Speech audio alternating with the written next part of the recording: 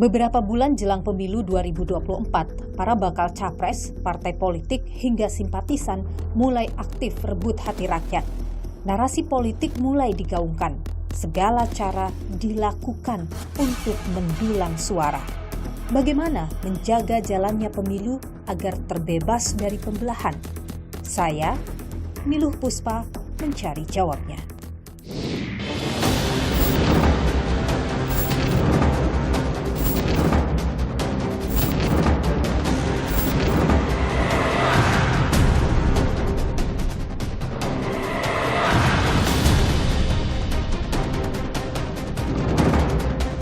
Dalam demokrasi, yang namanya beda pilihan itu wajar.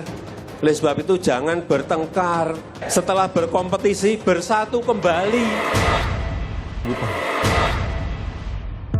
Ini ada penelitiannya loh Mbak. Kalau ada percaturan kekuasaan, jadi mau ada pemilu, sentimen ini dipakai. Yang melakukan penelitian itu menyebutnya sebagai pelintiran kebencian. Itu kan artinya para elit sendiri sudah melukai demokrasi dong. Betul. Masyarakat Indonesia itu yang ribut kan hanya di medsos dan hanya di Jakarta barangkali ya. Dan itu tidak apa-apa, namanya demokrasi, kita senang juga bacanya. Tapi negara ini aman. Ada kekhawatiran jangan sampai setelah diputuskan oleh KPU, capres dan cawapresnya di situ kemudian terjadi lagi seperti yang lalu bahwa politik identitas, politik agama. Bagaimana mencegah itu Pak Mahfud? Pemilu 2024 kian dekat. Panasnya situasi politik tak hanya terjadi di kalangan elit. Masyarakat di media sosial sudah mulai adu argumen dengan sengit. Memang belum ada pasangan capres-cawapres yang ditetapkan, namun 3 orang dipastikan maju dalam kontestasi Pilpres 2024. Prabowo Subianto, Ganjar Pranowo, dan Anies Baswedan. Simpatisan masing-masing baca pres ini sudah mulai saling lempar narasi di media sosial. Jika narasi-narasi politik jauh dari kontrol, bukan tak mungkin pembelahan terjadi dan mengakar di masyarakat seperti pemilu 2019 lalu. Pemilu sejatinya adalah sarana mewujudkan kedaulatan rakyat dalam negara demokratis. Partai politik dan elitnya boleh mencari simpati masyarakat lewat kampanye. Namun, ada aturan yang harus dijaga. Seperti yang tertulis dalam Peraturan Komisi Pemilihan Umum PKPU nomor 23 tahun 2018, pasal 20 dan 21 menyebutkan materi kampanye harus menjunjung tinggi pelaksanaan Pancasila dan Undang-Undang Dasar tahun 1945, menjaga dan meningkatkan moralitas dan nilai-nilai agama serta jati diri bangsa, meningkatkan kesadaran hukum, memberi informasi yang benar, seimbang dan bertanggung jawab, menjalin komunikasi yang sehat antara peserta pemilu dengan masyarakat. Juga harus menghormati perbedaan agama, suku, ras, dan golongan. Materi kampanye pun hendaknya disampaikan dengan sopan, tertib, mendidik, bijak, dan tidak bersifat provokatif. Lantas, bagaimana peran Bawaslu sebagai ujung tombak pengawasan pelaksanaan pemilu agar tercipta pemilu yang damai dan berkualitas?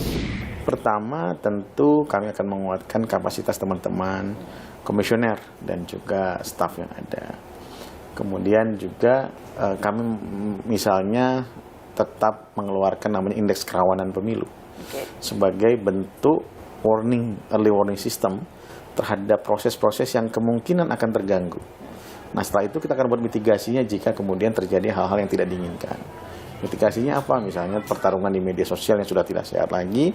Tentu kita akan mendesak teman-teman Kominfo untuk melakukan penindakan. Yang kedua adalah kerjasama dengan stakeholder agama untuk membuat ketenangan sampai dengan pemungutan suara berakhir. Namun fakta di lapangan kerap tak sesuai aturan.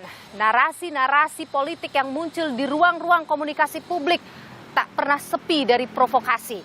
Dapatkah hal ini timbulkan perpecahan dan mundurkan demokrasi?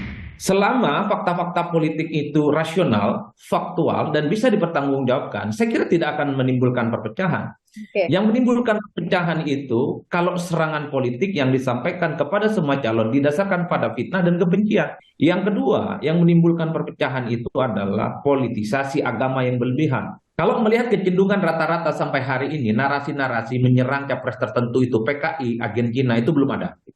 Tapi saya tidak tahu apakah kalau secara definitif KPU sudah mengumumkan siapa pasangan capres dan cawapres yang akan bertanding di 2024. Mungkin isu daur ulang 5 tahunan ini akan dimunculkan kembali.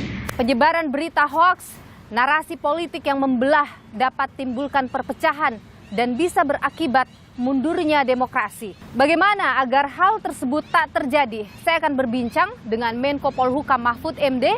Juga saya akan bertemu dengan Alisa Wahid, seorang aktivis demokrasi yang juga adalah Gus Durian. Tapi sebelumnya saudara, saya akan bertemu dengan warga atau masyarakat yang pada pemilu-pemilu yang lalu sempat tidak saling bicara atau bersitegang dengan sahabat, bahkan dengan keluarga sendiri akibat berbeda pandangan politik.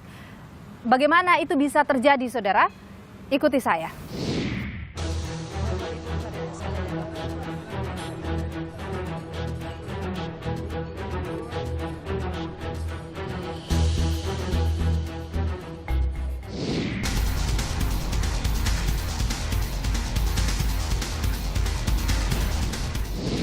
Dari pemilu ke pemilu, perbedaan pandangan politik, beda pilihan seringkali menimbulkan perpecahan di tengah masyarakat.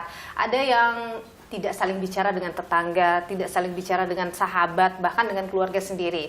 Nah, kali ini saya berbincang dengan 2 orang sahabat yang sudah bersahabat sejak lama begitu, tapi sempat clash nih karena perbedaan pilihan politik. Ada Mas Sandi dan juga Mas Dwiki ya. Jadi ini kalian berteman sudah berapa tahun? Sekitar dari kita masih SMP, berarti ini kurang lebih 15 tahunan lebih. 15 tahunan. 15 tahunan lebih. Nah, kan ini pernah musuhan nih ceritanya. Ya. Kenapa itu ceritanya dulu tuh? Jadi waktu di tahun 2014 itu pemilihan Pilpres antara Pak Prabowo dan Pak Jokowi ya. Jadi saya waktu itu mendukung atau menjagokan Pak Prabowo, sedangkan teman saya ini menjagokan Pak Jokowi. Jadi karena saya nggak suka dengan Pak Jokowi, maksudnya nggak memilih, saya rasa dia berseberangan sama pilihan saya. Terus akhirnya kita saling kayak ejek-ejekan lah. Kayak gimana tuh ejek-ejekannya? Wah, misalnya presiden pilihannya kurang oke dibanding pilihan saya. Terus, nah kalau Mas Sandi gimana waktu itu nanggepinnya? Ya sama kayak dia begitu, saya ledek-ledekin presiden apaan begitu gitu. Jadi suka saling ledek awalnya. Itu dari awal saling ledek itu udah serius atau ledekan awal-awal bercanda-bercanda? Ya awalnya sih bercanda, cuman jadi serius. Jadi kayak kebawa perasaan gitu. Jadi dari situ kita kayak rada merenggang tuh Mbak. Tadinya kita sering nongkrong bareng, sering kayak jalan bareng lah gitu. Tiba-tiba dengan pas beda pilihan itu jadi berbeda. Sedih nggak waktu itu karena aduh ini kok saya sama temen kayak begini gitu? Ya ada sedihnya dan enggaknya juga. Enggaknya ada keselnya itu. Kesel karena itu. Kalau Mas Sandi dapat informasi biasanya soal capres gitu waktu dulu itu dapat dari mana biasanya? Kebanyakan dari media sosial. Media sosial apa di mana? Facebook. Di Facebook. Dari Facebook. Kalau di Facebook itu biasanya kata-katanya itu kayak gimana sih Mas? Keras atau gimana? Ya ada yang keras, ada yang keterlaluan juga ya saya bilang begitu. Iya, ada yang keras gitu, ngomong ngata-ngatain beginilah begitulah. Gimana ketika misalnya ada tulisan di media sosial nih mengatakan misalnya capres pilihannya Mas Sandi itu dengan kata-kata yang keras, itu ada rasa gimana Mas Sandi? Ya, kesel juga, kesel. Suka balas komenan gitu di media sosial? Kadang suka saya balas kalau emang terlaluan. Dibalas sama Mas Sandi, kebawa emosi ya? Iya. Terus kalau misalnya dapat nih di forwardin berita gitu ya di media sosial, Mas Sandi suka ngecek lagi nggak? Iya, saya cari tahu pastinya gimana kebenarannya gitu. Kalau emang udah bener ya udah. Biasanya itu carinya lewat di mana? Dari Google. Dari Google. Suka nontonin melalui berita-berita di TV? Berita-berita kan di TV ya dulu. Kalau Mas Dwiki dapat berita-berita atau informasi dari mana biasanya? Biasanya dari kayak teman-teman yang kita sama-sama satu pilihan capres. Jadi dia nge-share, nge-forward ke kita kan. Terus kita lihat, wah ini antara benar atau enggak kita saring, tiba-tiba kita forward lagi. Nah terus Mas Dwiki nggak suka dapat berita, ntar dulu deh cek dulu benar nggak nih? Enggak sih, kalau dulu waktu itu kayak kita masih, karena mungkin masih belum begitu paham ya, masih kayak awam banget. Jadi ya udah, yang penting kita udah suka tuh sama pilihan capres itu, ya udah, mau entah itu benar entah salah, ya udah kita terusin ke teman yang sama-sama suka, atau untuk kita nyerang ke yang beda pilihan. Kalau lihat elit-elit partai itu lagi sosialisasi atau lagi ketemu masyarakat atau lagi kampanye begitulah. Kata-kata mereka menurut Mas Sandi cukup membuat damai, adem, atau justru memancing keributan? Mancing keributan.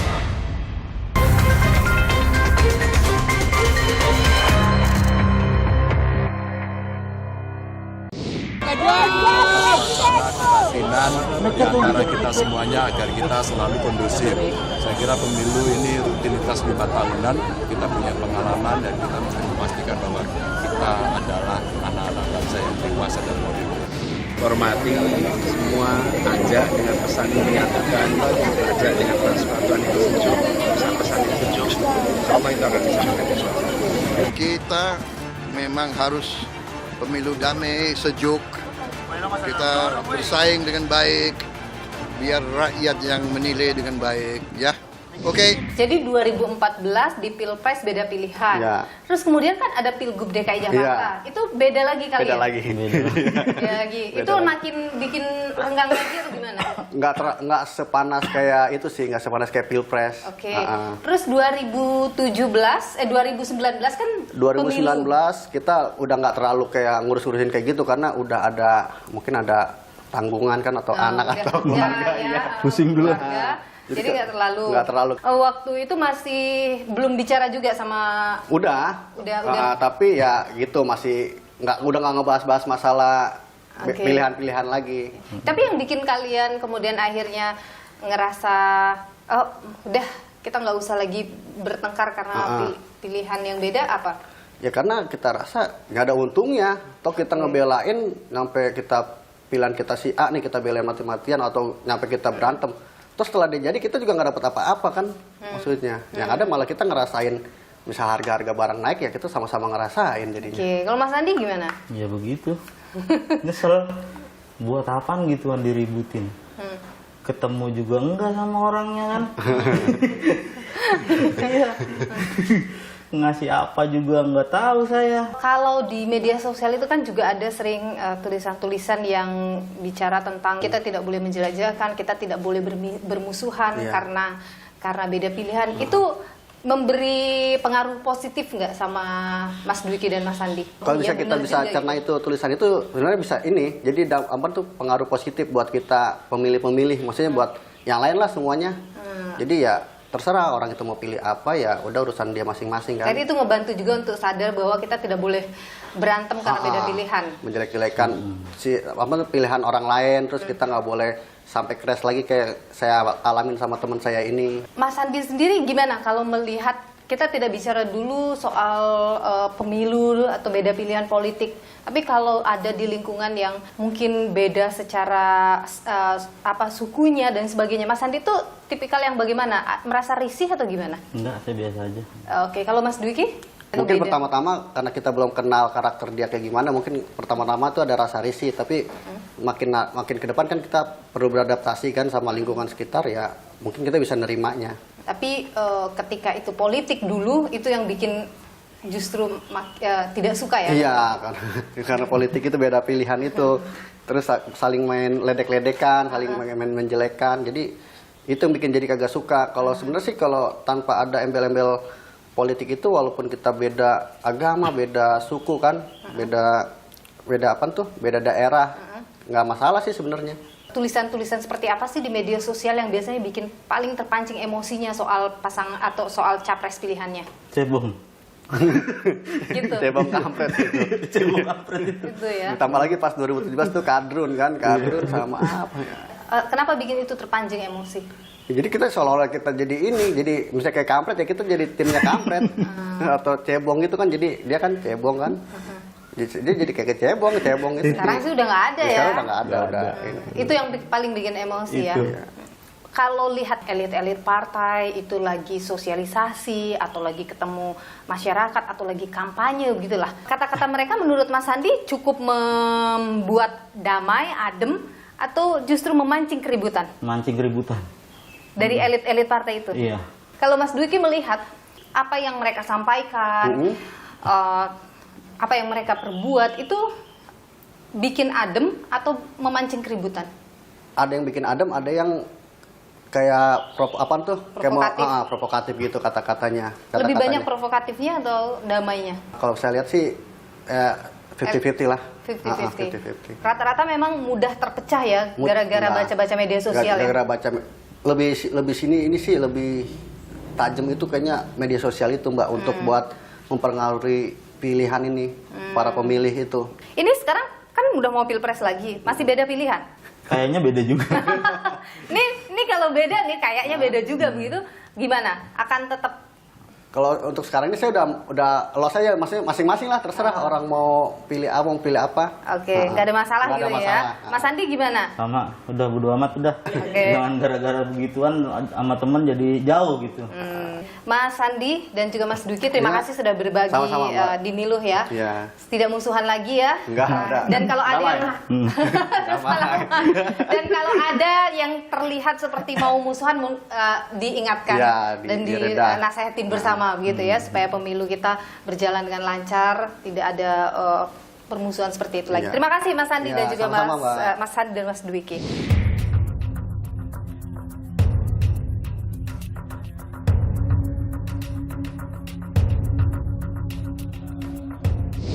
Selain Sandi dan Dwiki tadi, ada juga Mbak Hani yang sempat juga bersih tegang begitu karena beda pilihan politik pada pemilu yang lalu. Saya sudah bersama dengan Mbak Hani Fauziah. Mbak Hani, terima kasih sudah bersama Niluh. Sehat selalu Mbak Hani. Halo Mbak Niluh, terima kasih juga. Alhamdulillah sehat juga. Jadi Mbak Hani ini dulu dengan orang tua ya, beda pilihan ya? Iya, berbeda pilihan sama semua anggota keluarga, Mbak. Keluarga itu pemilu yang kapan? 2019. Waktu itu sampai sempat seperti apa dengan orang tua? Gak ada sih, waktu itu kan kebetulan saya lagi nggak stay di daerah saya nih, karena kerjaan. Jadi waktu itu saya mau minta minta tolong ngurusin surat keterangan yang bisa kita nyoblos di tempat kita stay saat itu loh Mbak. Iya. Ya udah, oke. Tiba-tiba ditelepon sama orang tua, nanyain mau pilih siapa. Oh saya mau pilih yang B, kenapa enggak A? Ya udah saya bilang dong, kalau bagi saya yang B, ABCD gitu waktu itu. Nah habis itu orang tua, oh ya udah nggak mau diurusin surat-suratnya itu, nggak mau orang tua bantuin ngurusin surat itu biar saya bisa milih di tempat tinggal saya itu. Tapi sekarang sudah tidak ya? Sekarang udah tidak. Biasanya Mbak Hani ataupun orang tua gitu dapat informasi soal calon presiden, calon wakil presiden itu dari mana? Kalau orang tua mungkin dari televisi ya Mbak ya, atau enggak mungkin dari salah satu sosial media juga. Sama kalau saya sih kebanyakan lebih sosial media dan portal-portal berita online gitu. Kalau Mbak Hani lihat kampanye-kampanye yang dilakukan oleh partai-partai politik begitu setiap kali ada pemilu, mereka cukup mengademkan nggak sih kampanye-kampanyenya? Kalau bagi saya yang nggak mengademkannya timnya deh kayaknya, yang suka memanasi yang pihak luar eksternalnya gitu Mbak, simpatisannya gitu. Mbak Hani kalau lihat adu pendapat di media sosial antara pendukung A, pendukung B begitu, kadang itu kan bahasanya lumayan tajam ya Mbak Hani ya. Apa itu mempengaruhi emosi juga Mbak Hani? Kadang-kadang ya secara tidak langsung ketika kita baca nih komentarnya atau pendapat-pendapat orang, emang kalau bagi kita nggak sesuai, ya kadang-kadang ada sedikit kesel sih kalau bacanya, tapi hanya sekedar kesel waktu saat membaca aja. Ini kan sudah mau pemilu lagi, mungkin ada yang ingin Mbak Hani sampaikan kepada para elit partai, para politisi begitu, bagaimana kampanye nanti supaya tidak memecah belah, ada yang ingin disampaikan? Ketika mulai berkampanye itu secara realnya itu jangan saat mau mendekati tahun-tahun politik saja gitu, dan jangan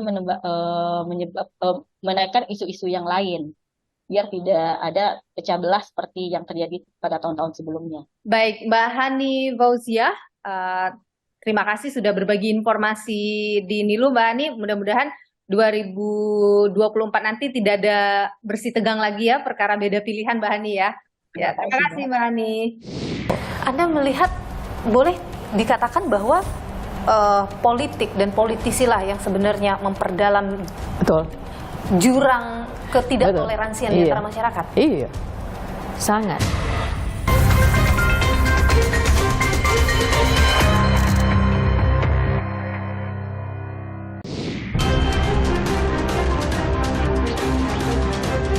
Dalam demokrasi yang namanya beda pilihan itu wajar. Oleh sebab itu jangan bertengkar. Setelah berkompetisi bersatu kembali.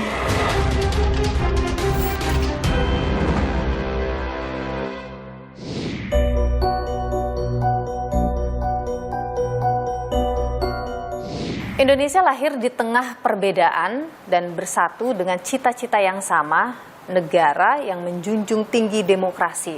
Tapi dalam situasi politik yang kian memanas, masyarakat mudah sekali terbelah. Bagaimana kemudian agar hal ini tidak terjadi? Kita perbincangkan hari ini bersama saya sudah hadir Alisa Wahid, seorang aktivis demokrasi yang juga adalah Gus Durian. Mbak Alisa, terima kasih sudah bersama Niluh.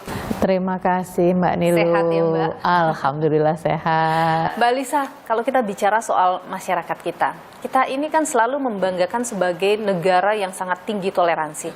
Tapi kalau fakta di lapangan, apakah memang toleransi masyarakat kita setinggi itu? Pada dasarnya memang tinggi Mbak, tetapi kalau kita lihat misalnya tren gitu, kita harus menerima kenyataan pahit bahwa toleransi yang dulu begitu tinggi itu sekarang menurun. Itu kenapa ya Mbak bisa sampai menurun begitu? Faktornya apa saja? Faktornya banyak sekali ya. Faktor sosiologisnya ada karena perkembangan peradaban kita, terutama karena teknologi informasi ya Mbak. Apa yang disebut sebagai echo chamber itu, gitu artinya algoritma dari internet sendiri membuat kita jadi lebih dekat dengan kelompok yang memang satu pandangan sama kita. Jadi kayak kita terus reinforce gitu ya, terkuatkan. Misalnya saya meyakini bahwa sebagai umat beragama saya nggak boleh deket-deket dengan umat agama yang lain. Itu nanti di internet, di media sosial kita ya munculnya orang-orang yang pandangannya seperti itu. Tapi salah satu yang paling besar dampaknya itu adalah perubahan tata kelola negara bangsa kita gitu. Dengan pemilihan langsung sampai bawah gitu ya, sampai tingkat kabupaten, bahkan sekarang sampai tingkat desa. Nah, terus jadi sentimen-sentimen primordial itu sering dipakai dan itu yang membuat jadi semakin ada jarak gitu Mbak. Iya. Berarti ada elit misalnya yang di politik begitu memanfaatkan kerenggangan tadi yang terjadi di tengah masyarakat. Ini ada penelitiannya loh Mbak. Okay. Jadi ada peneliti dia orang India tapi dia mengajar di Hong Kong gitu, di Hong Kong University. Dia melakukan penelitian di pemilihan presiden Indonesia tahun 2014, pemilihan presiden Amerika Serikat tahun 2015 Donald Trump, dan pemilihan presiden Modi di India tahun 2016. Nah, dia menemukan begini. Jadi antar kelompok masyarakat itu yang namanya pandangan pasti ada gitu. Berbeda pandangan itu hal yang terjadi memang. Bahkan sentimen juga ada Mbak. Tapi sentimen itu dikip untuk diri sendiri gitu lah, ya udah gitu. Tetapi kalau ada percaturan kekuasaan, jadi mau ada pemilu, sentimen ini dipakai. Makanya Sherian George yang melakukan penelitian itu menyebutnya sebagai pelintiran kebencian. Kenapa benci? Karena benci itulah yang akan membuat Mbak Niluh mendukung si A, saya mendukung si B. Itu kan artinya para elit sendiri sudah melukai demokrasi dong kalau misalnya melakukan seperti itu. Betul. Anda melihat tidak ada willing dari entah itu elit partai yang kemudian ingin ini nih biar tidak semakin dalam. Ada nggak willing itu Anda lihat? Sebetulnya kalau satu persatu ya para politisi kalau ketemu gitu ya mereka juga concern urusan itu. Tapi kalau udah itu dampak langsung dari sistem kompetisi Mbak. Kompetisi itu kan pasti ada yang kalah. Nah, masalahnya kalau politik itu menghalalkan segala cara jadinya. Yang penting menang dulu, itu nanti natanya belakangan gitu. Kalau misalnya seperti itu terjadi, bisa tidak itu diperbaiki? Itu yang kalau di jaringan Gus Durian kita menyebutnya, ini orang-orang seperti Gus Durian ini tugasnya mengutin sampah kebencian gitu. Karena ya itu penuh sampah. Tapi siapa yang beresin setelah selesai pemilihan? Dua-dua calon itu ya bisa ngopi-ngopi cantik. Bisa bergabung bahkan dalam satu koalisi bisa bergabung dalam satu koalisi gitu. Dan itu menurut saya bagus ya. Artinya bahwa kontestasi pada saat pemilihan, ya itu selesai dengan penentuan siapa pemenangnya. Tapi setelah itu jalan bareng. Karena kita mikirin Indonesia. Tapi itu di atas, Mbak. Nah itu dia. Ini loh sampah kebenciannya ini loh kadung.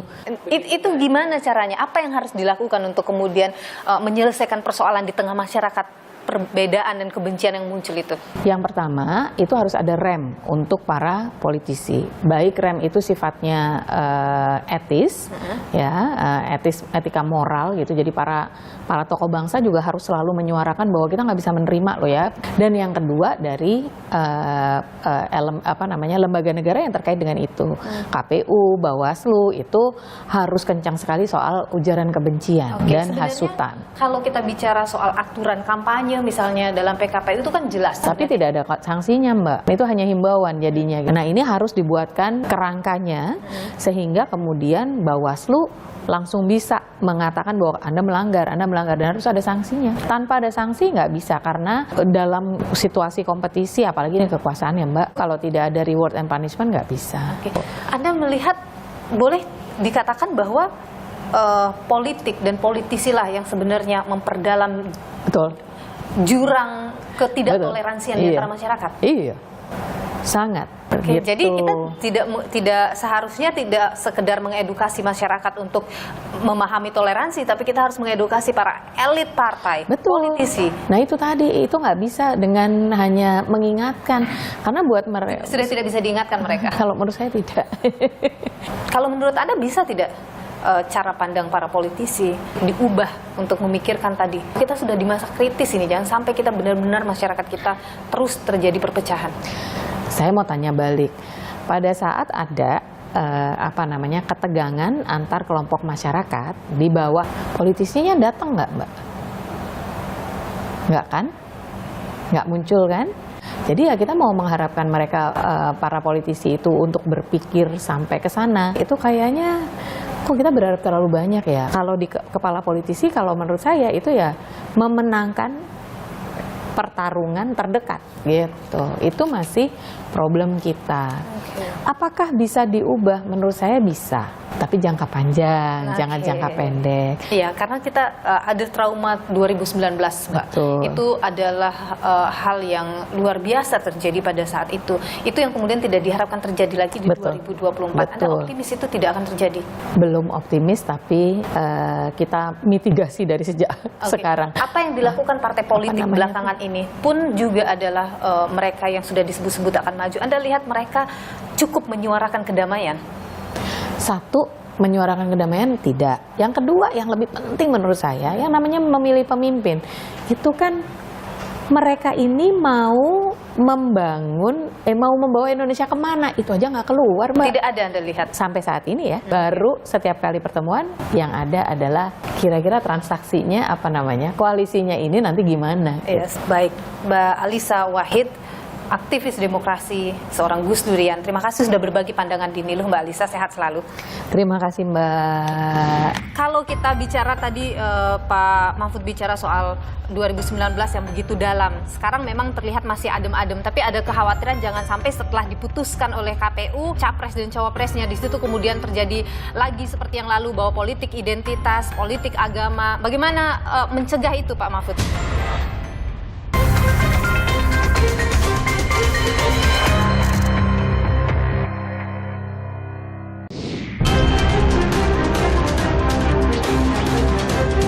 Dalam demokrasi yang namanya beda pilihan itu wajar. Oleh sebab itu jangan bertengkar. Setelah berkompetisi, bersatu kembali.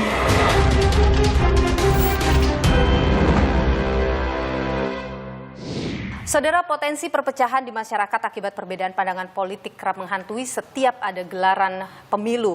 Narasi-narasi yang dibangun oleh para elit dan juga usaha menghalalkan segala cara ini rawan timbulkan gesekan. Bagaimana agar hal itu kemudian tidak terjadi pada pemilu 2024?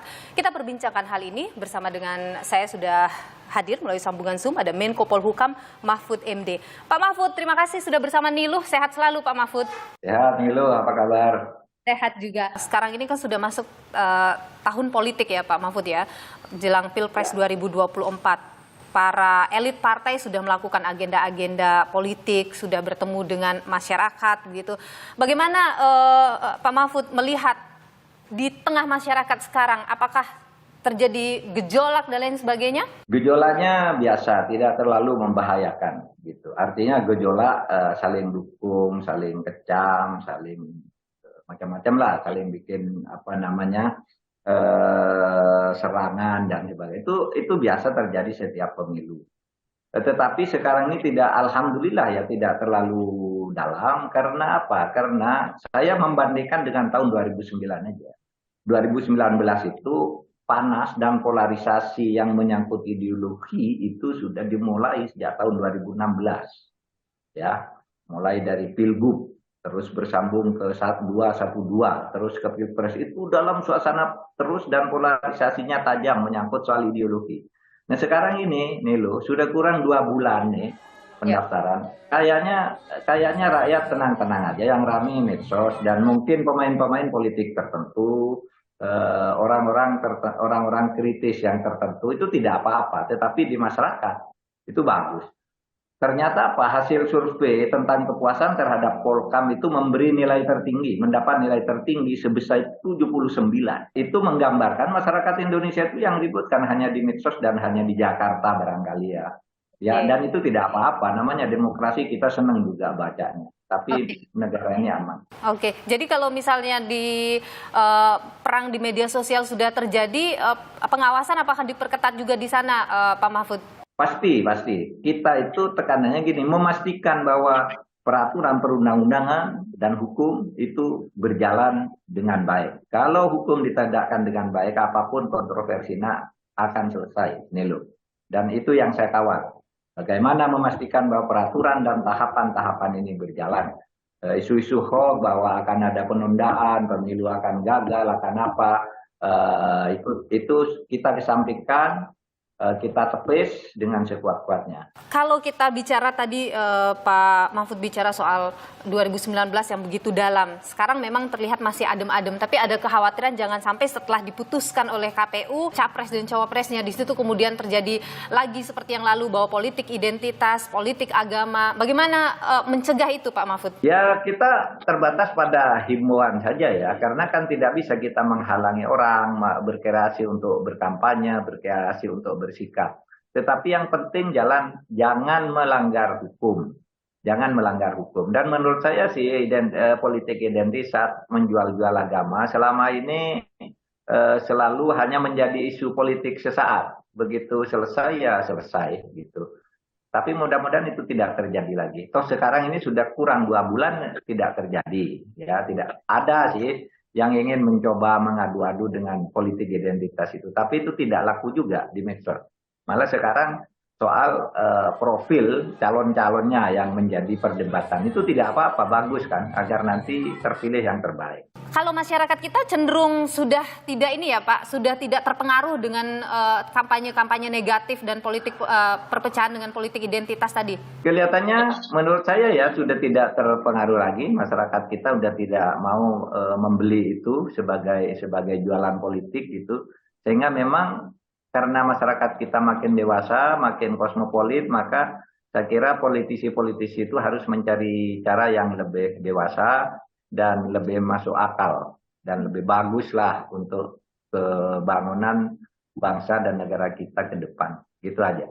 Oke, Pak Mahfud, apa yang ingin Anda sampaikan untuk mungkin masyarakat, para elit partai, supaya kita sama-sama ini merawat demokrasi kita ke depannya, tidak pecah hanya karena persoalan pemilu? Ya, negara kita adalah negara demokrasi, dan demokrasi itu alat terbaiknya adalah pemilu. Oleh sebab itu, masyarakat harus berpartisipasi penuh di dalam pemilu ini, bukan hanya memberi suara, tetapi juga memberi jaminan keamanan dan kenyamanan. Ingat bahwa tujuan pemilu itu untuk mencari pemimpin bersama, mencari wakil-wakil rakyat yang harus diterima bersama melalui proses adu perbedaan. Nanti kalau sudah dipilih ya terimalah itu sebagai hasil kesepakatan bersama, bukan mencari musuh bersama gitu. Saya tahu persis, atau kita pemilu juga tahu persis bahwa kita tidak mungkin memperoleh pemimpin yang sangat ideal. Setiap yang akan kita pilih itu manusia itu ada kekurangan dan kelebihannya. Kita akan mencari yang kelebihannya paling banyak dan kekurangannya paling sedikit. Karena filosofi tentang pemilu itu sebenarnya pemilu itu bukan untuk memilih dan menemukan orang yang baik dan ideal, tetapi untuk menghindarkan agar orang jahat tidak menjadi pemimpin. Itu aja pesan saya. Baik, kita tidak akan menemukan sosok pemimpin yang benar-benar ideal. Semua pasti punya kekurangannya. Dan kita harus menghargai setiap perbedaan pandangan itu. Pak Mahfud MD, Menko Polhukam, terima kasih sudah berbagi pandangan di Niluh. Pak, sehat selalu Pak Mahfud. Sehat Niluh, sampai ketemu. Bangsa ini melewati perjalanan yang panjang untuk mewujudkan negara yang demokratis. Dan saudara, berikut kami rangkum perjalanannya untuk Anda.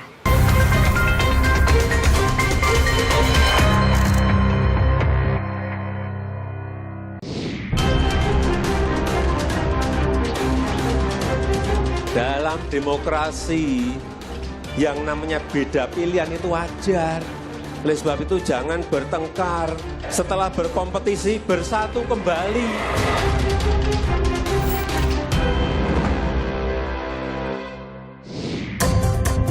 Indonesia, negara demokrasi terbesar ketiga di dunia. Dalam perjalanannya, demokrasi Indonesia alami pasang surut. Sejumlah model demokrasi telah diterapkan pasca proklamasi kemerdekaan 17 Agustus 1945.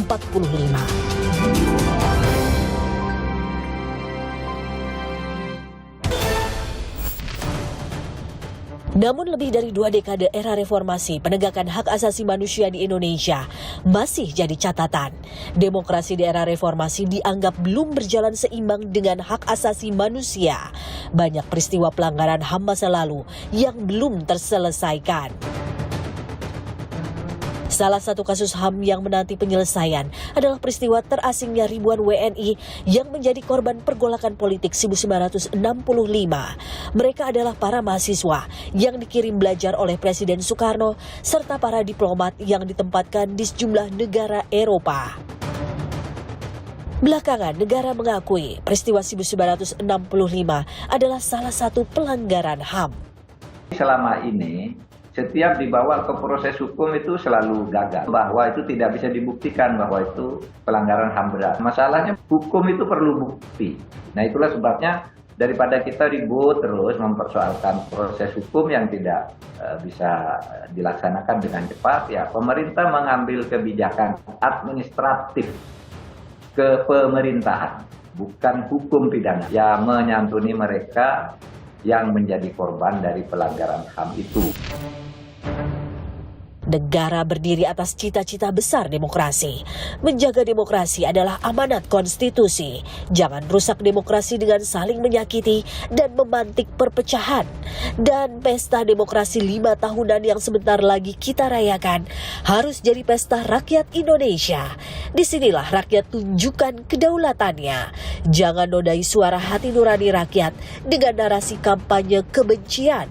Harmoni antara pemerintah dan masyarakat menjadi keharusan demi terciptanya negara demokratis yang menjamin hak asasi manusia.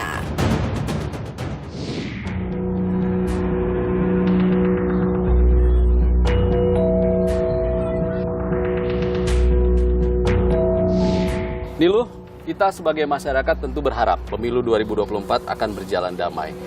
Dari yang tim Niluh dapatkan, seperti apa materi kampanye yang seharusnya keluar di 2024 nanti? Ya, Ihsan, saya sempat berbincang dengan Menko Polhukam Mahfud MD yang mengatakan bahwa kita optimis begitu pemilu 2024 tidak akan sama dengan 2019 yang penuh dengan narasi-narasi yang memecah belah masyarakat. Politik identitas, politik agama sepertinya tidak akan laku lagi. Saya juga berbincang dengan warga yang pernah 2019 lalu itu bersih tegang dengan sahabat, dengan keluarga karena perbedaan pilihan politik. Mengatakan bahwa sekarang mereka lebih sadar bahwa tidak boleh terpecah hanya karena perbedaan pandangan politik atau narasi-narasi negatif yang muncul di media sosial. Jadi ini jadi hal yang bagus ini 2024 mudah-mudahan. Hal yang bagus tapi juga warning bagi para insan politik atau elit politik untuk tidak lagi menggunakan narasi-narasi perpecahan atau identitas seperti itu di 2024 nanti. Tapi tidak hanya materi kampanye nih Lu. Dalam kampanye politik juga ada unsur lain yang digunakan oleh para elit politik, yakni adalah juru bicara parpol atau juru bicara calon presiden, wakil presiden. Dan itu sangat penting bagi pemilu 2024 ini. Benar sekali. Kalau temuan dari special report, seberapa penting ini juru bicara bisa membuat pemilu 2024 ini bisa berjalan dengan damai? Tim 60 menit special report merangkum dari hasil pembicaraan dengan sejumlah juru bicara parpol dan juga capres, cawapres, bagaimana kepentingan mereka dan seberapa penting mereka di kampanye pemilu 2024 ini. Tapi jawabannya akan hadir 60 menit special report minggu depan. Kolaborasi spesial antara Niluh dan 60 menit special report ini dalam rangka merayakan rangkaian hari ulang tahun Kompas TV. Kompas TV berkomitmen untuk menjaga dan mengawal pemilu 2024 berjalan damai. Ya, ikuti terus perkembangan informasi pemilu hanya di Kompas TV, independen, terpercaya. Saya Niluh Puspa. Saya Ihsan Sitorus, sampai jumpa.